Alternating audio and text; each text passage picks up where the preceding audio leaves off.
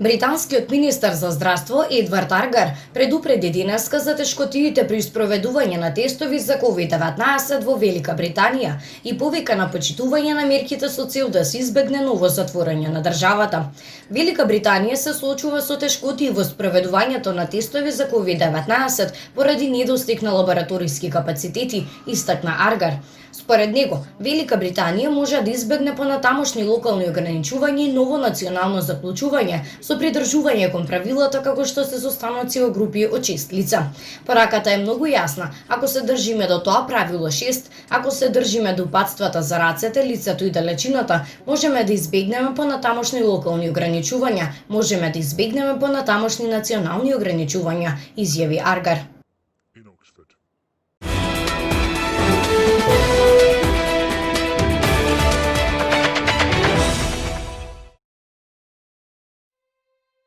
Како резултат на пандемијата со коронавирусот и карантинските мерки, уште 150 милиони деца се погодени од сиромаштија, се наведува во анализите на УНИЦЕФ и Спасете ги децата.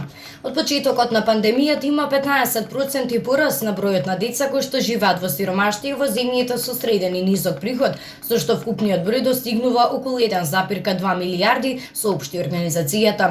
Во извештајот се наведува дека најсиромашните деца во светот стануваат уште посиромашни и предупредува дека ситуацијата ќе се влоши во наредните месеци.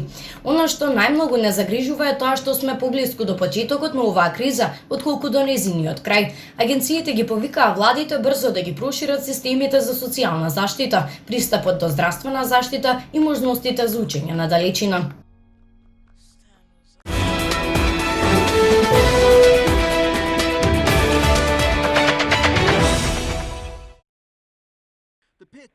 Податоците за руската вакцина против COVID-19 се нецелосни, има недоследности и повторување како копи-пест. Ова го предупреди 38 научници чија позиција беше објавена во списанието Nature.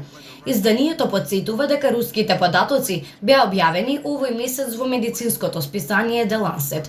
Во отвореното писмо до руските автори, научниците истакнуваат дека објавените резултати од раната фаза на истражувањето се представени само во форма на графикони, без специфичните податоци врз кои што се градени истите. Италијанскиот молекуларен биолог Енрико Бучи истакнува дека во руската публикација во Lancet е представено мерењето на нивото на имуните клетки во крвта на 9 групи волонтери, врз кои што се тестирани различни формули за вакцини.